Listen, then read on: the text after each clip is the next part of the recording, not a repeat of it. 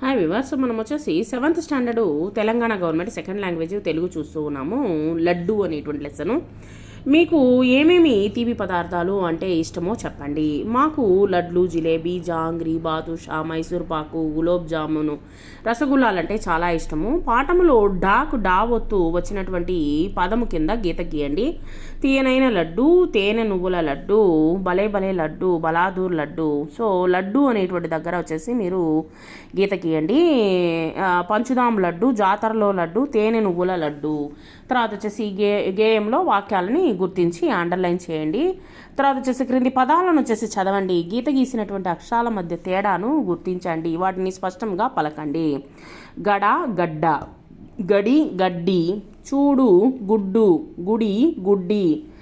క్రింది పదాలను ధారాళముగా చదవండి. పట్టికలో పూరించండి. డాకు డావొత్తు అక్షరాలను వచ్చేసి కింద గీత గీయండి. బిడ్డ, గడ్డి, తెడ్డు, దుడ్డి, గడ్డం, అడ్డ, గొడ్డలి, కడ్డీలు, బుడ్డోడు, విడ్డూరం. క్రింది వాక్యాలు చదవండి. వీటిలో డా ఒత్తు ఉన్నటువంటి పదాన్ని బ్రాకెట్లో రాయండి. రంగడు చెడ్డీ వేసుకున్నాడు.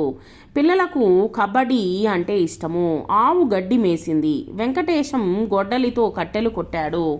కూలీలకు తట్టలు, పారలు, గడ్డపారలు అవసరము. ఇక్కడ వచ్చేసి క్రింది వాణిలో సరైనటువంటి పదాన్ని గుర్తించి ఖాళీల్లో రాయండి. గుడు, గుడ్డు, బిడ్డ, బిడ్డి, కడి, కడ్డి, వడ్డన, వడన.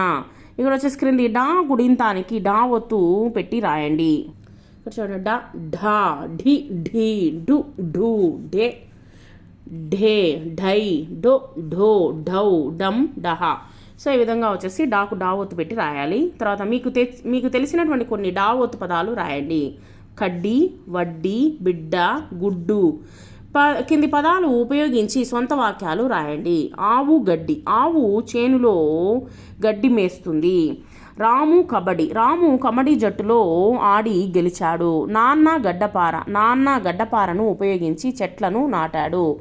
అక్క వడ్డానము. అక్కకు బంగారపు వడ్డానము ధరించింది. అక్క బంగారపు వడ్డానాన్ని ధరించింది.